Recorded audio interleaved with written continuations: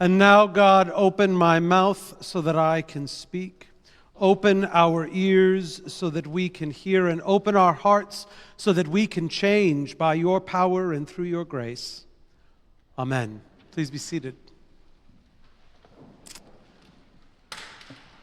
Apparently, I have a routine. Each morning, when getting ready to head out for the day, I go about gathering things from different places around the house, my glasses off the nightstand, wallet from the little tray on my dresser, briefcase, well, usually some giant tote bag with way more than I need in it, beside my desk, lunch from the fridge, and everything gets placed on the kitchen counter along with my keys. Apparently, I must do these things exactly the same way every day because I've noticed that our dogs, Dixon and Hattie, go and sit in the exact same spot each day when I start collecting my things and wait for me to give them their treats before I leave. I'm that guy that stands there every day and thinks to himself, well, actually, I say to the dogs, do I have everything I need? With a little degree, or a lot, of anxiety that I might actually forget something of critical importance like my chapstick or the little cloth I use to clean my glasses with. Realizing that I've left the house without something that I may or may not need but had planned to take leaves me with a little knot in my stomach. I need these things to get through my day with a clear head. And preparedness is important. Considering the things that come your way and setting yourself up to handle them is not in and of itself a bad thing. I mean, be prepared is quite literally the motto of the Scouts that we sponsor.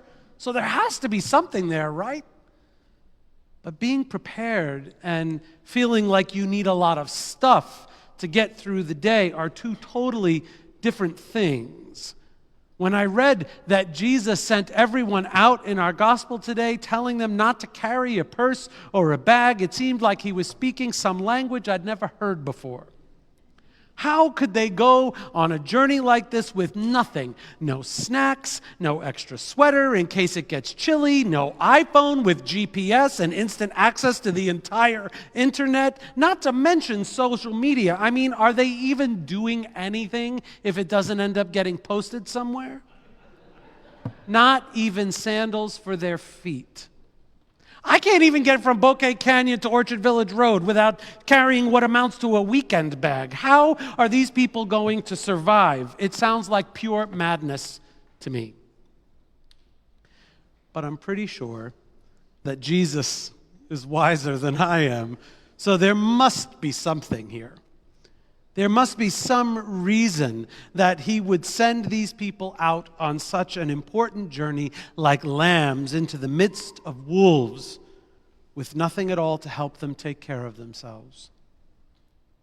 Then I started to think about some of the critical differences between this time in history and how we live today. I don't mean the obvious differences like electricity and transportation. I mean more culturally and relationally. Hospitality was, I think, an entirely different concept than it is for us today. Imagine if a random stranger knocked on one of our doors this afternoon and said, "Excuse me, I know you don't know me, but I'm on my way up to Seattle, and I wondered if I might rest here tonight. I'm happy to eat whatever you're making for dinner. I won't take up much space, but by the way, I have nothing to offer you in return." I'm going to guess that most of us would be closing that door pretty quickly and looking for a phone in case we needed to call 911. But in many ways, the world at this time ran on hospitality and the kindness of strangers. It was not unreasonable that you might let someone you didn't know stay with you because you never knew when you were going to be the stranger in need of a place to stay. So it's intriguing that this whole project is based on an assumption of hospitality and kindness, even in places not necessarily known to be super keen on the Jews. And that makes everything else more risky than simply traveling without provisions. Yet Jesus keeps stripping down the process. He tells them wherever they go, they should simply offer peace to the towns and houses they enter. Serve those who live there as they themselves are served, and tell them that God's presence is near to them so they may all share in the abundance that the nearness of God brings. He doesn't tell them to scope things out first. He doesn't say when you arrive in a town or at someone's house, do a quick assessment to see if they're worthy. No. He tells them to simply and freely offer peace to those they encounter. If you go to a house and they share in that peace, great. If they welcome you but don't sign on to what you're saying, you should stay there anyway because you've been welcomed. Who knows what might happen after you leave? And in those instances, when they are not greeted with welcome, they should not be deterred by that reaction. They should move on, but not without making it known to those who didn't welcome them that even still, God has come near to them and nothing can change that fact. I believe that last bit is a critical point for us to understand.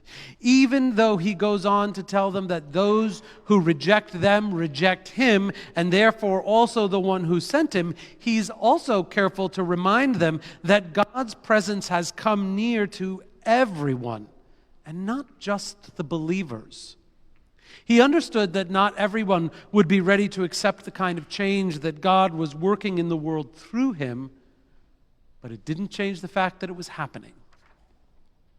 We must hear that, or else we might find ourselves falling into the trap of thinking that God's love, God's peace, God's grace and blessing is only available to those of us who are all in with both feet, super sure and secure in our faith and relationship with God. So here is Jesus reminding us that that is never the case. I believe that that is basically ground zero for hope. Hope that we really all are being held closely in the heart of God. Hope that the unconditional love that pours from God can break down even the strongest walls and heal divides that once seemed impossible to bridge. Hope that the idea that we would all be united together under the banner of peace, universally loving neighbors as ourselves, is more than just some sweet pipe dream. My hope rests firm on all of that. And I know that we all play a role in making that a reality, which brings me back to Jesus and the way he sends his disciples out in this passage. When I began my journey with the gospel passage this week, I couldn't get past the fact that Jesus sent them out with nothing. But as I sat with it and I reflected on what was really going on, I realized that's not at all what happened. Jesus didn't send them without anything. He sent them out in pairs. They didn't have nothing. They had each other. They had each other to process with, to lift each other up, to keep each other focused on the end game of sharing God's unconditional love even when the road got really, really, really tough. And this group of people changed the world. Little by little, one house, one town at a time, and nothing has ever been the same since. Most of you know that we participated in the Santa Clarita Valley 4th of July parade the other day. As we were making our plans for our contingent, I found myself very anxious about how many people would show up to participate. For a little while, it looked like we weren't going to meet the minimum number we felt we needed to make showing up seem meaningful. Then I remembered a quote from Margaret Mead, who said, "Never doubt that a small group of thoughtful, committed citizens can change the world. Indeed, it's the only thing that ever has." In a lot of ways, 2025 feels like it's been relentless. Wildfires, political chaos, ICE raids, controversial legislation, and flash floods. Not to mention all of the trials and tribulations of our individual lives. It can feel hard to know where, when, or even how to show up. And even if we do, if it'll make any difference. Jesus came into the midst of a world filled with challenge and strife.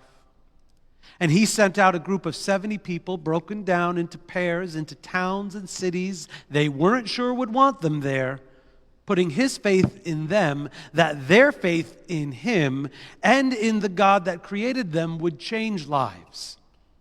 And indeed, it did. Not all at once, and perhaps not for everyone, but it changed the game for sure.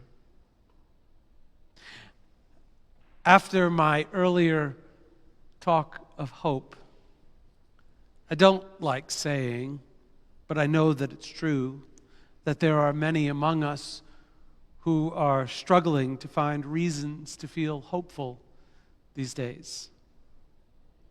I also don't like saying that I get it. And to that, I offer you this to reflect on. For all my worry about the parade, we had almost 30 people show up as a part of our contingent, ready to share and spread the unconditional love of Jesus that defines this congregation. It was like watching Dr. Mead's words put into action.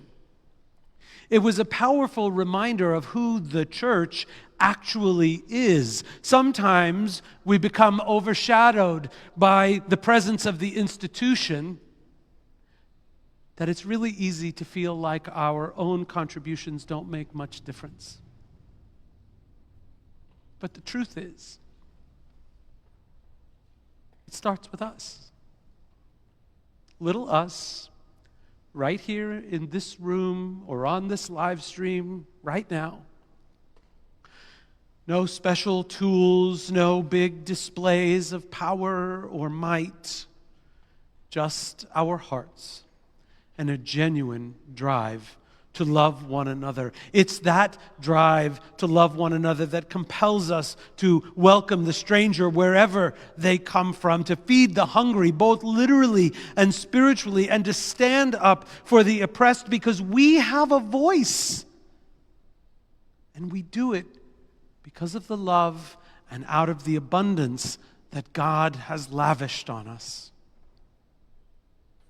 So, in the midst of everything that's going on around us right now, I ask us all to make a vow to remind each other on the regular of what we can do if we choose to.